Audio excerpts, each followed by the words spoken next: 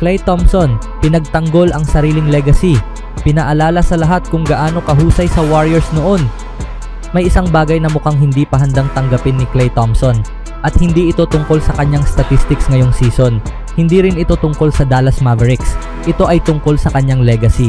Dahil kahit ilang taon nang lumipas mula nang tuluyang magbago ang takbo ng kanyang career, malinaw na ayaw ni Thompson na makalimutan ng mga tao kung gaano siya kadelikado noong nasa peak siya ng kanyang career, at kamakailan, siya mismo ang nagsalita para ipagtanggol ang kanyang pangalan. Pero bakit nga ba napunta sa ganitong usapan si Klay? At may punto ba talaga ang kanyang argumento? Balikan natin. Alam naman ng halos lahat ng basketball fans kung gaano kalaki ang naging papel niya sa Golden State Warriors dynasty. Kasama si Stephen Curry, naging bahagi siya ng isa sa pinakamalakas na backcourts sa kasaysayan ng NBA. At hindi lamang basta role player si Thompson sa mga championship team na iyon. Kaya nang umalis siya sa Golden State noong 2024 at sumali sa Dallas Mavericks sa isang malaking sign and trade deal, marami ang umaasang makakakita tayo ng bagong version niya. Pero hindi ganoon ang nangyari. Sa kanyang 2 season sa Dallas, nanatiling relatively healthy si Thompson at nakapaglaro ng 69 o higit pang games sa bawat season. Pero habang nananatiling available ang kanyang katawan, unti-unti namang bumaba ang kanyang production. At noong 2025-2026 season, umabot sa career low ang kanyang scoring average, 11.7 points bawat laro. Mas kapansin-pansin pa rito ang kanyang playing time. Naglalaro siya ng average na 21.7 minutes kada laro, ang pinakamababa sa buong NBA career niya. At sa nakaraang season, 8 laro lamang ang kanyang sinimulan para sa Mavericks, kaya natural lang na may mga nagsimulang magtanong, ganito na ba talaga ang level ni Klay? At kung patuloy siyang bumababa, paano natin dapat alalahanin ang kanyang career? Dito pumasok ang isang debate na hindi inaasahan ng marami.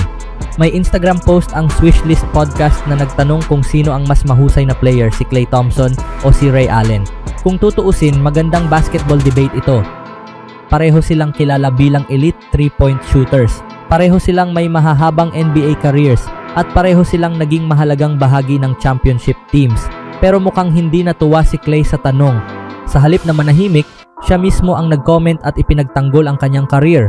Ang punto niya, hindi raw dapat kalimutan ng mga tao na siya ang second leading scorer sa 2 championship teams ng Warriors na wala si Kevin Durant, at mayroon siyang isang matinding argumento.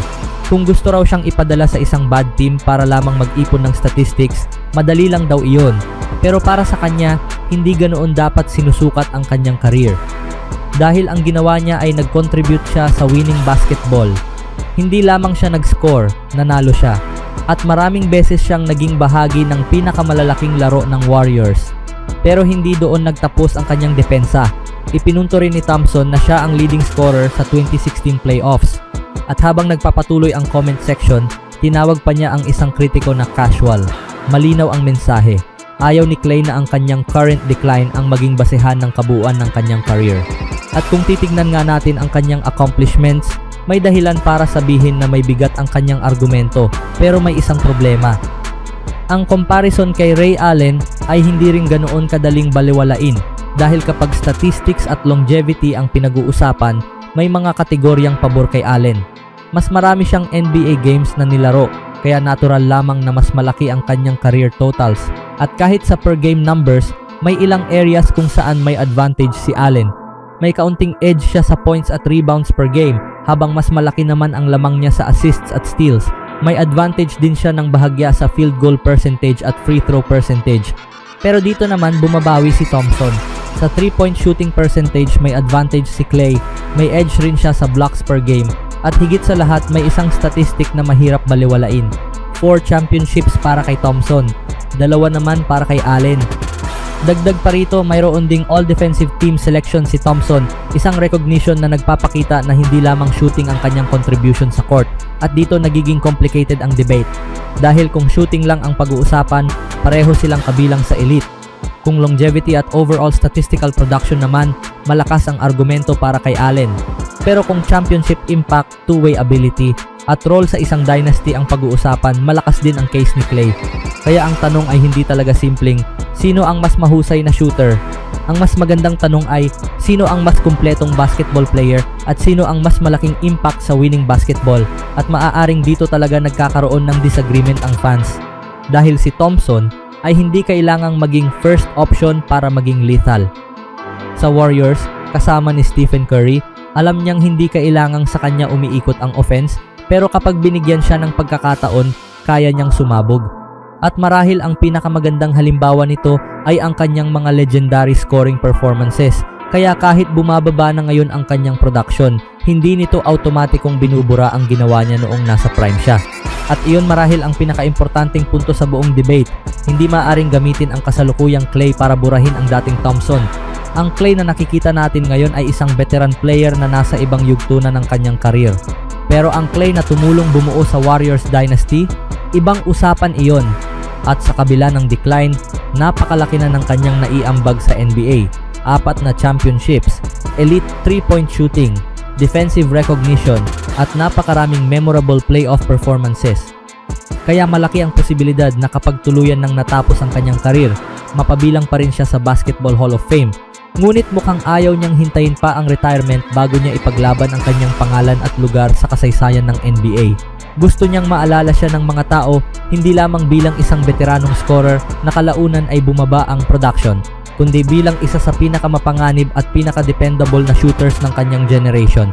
Gusto niyang kilalanin hindi lang sa dami ng puntos na naitala niya, kundi sa mga malalaking laro kung saan ipinakita niyang kaya niyang baguhin ang takbo ng isang laban sa pamamagitan lamang ng kanyang shooting. At higit sa lahat, gusto niyang maalala bilang isang player na hindi lamang nag-ipon ng statistics, kundi isang player na nanalo. Kaya sa huli, ikaw ang humusga. Kung prime Klay Thompson at prime Ray Allen ang pag-uusapan, sino ang pipiliin mo? Si Allen ba dahil sa longevity, statistics, consistency, at overall career production? O si Thompson dahil sa kanyang defense, 4 na championships, elite 3-point shooting, at napakahalagang papel sa isa sa pinakamalakas na dynasties sa NBA history? Dahil kahit ano pa ang sagot mo, isang bagay ang mahirap pagtalunan. Hindi ordinaryong shooter si Thompson. Isa siyang player na may kakayahang sumabog sa scoring sa loob lamang ng ilang minuto, gumawa ng malaking epekto kahit hindi siya ang primary ball handler, at magpakita ng elite defense habang nananatiling banta mula sa labas.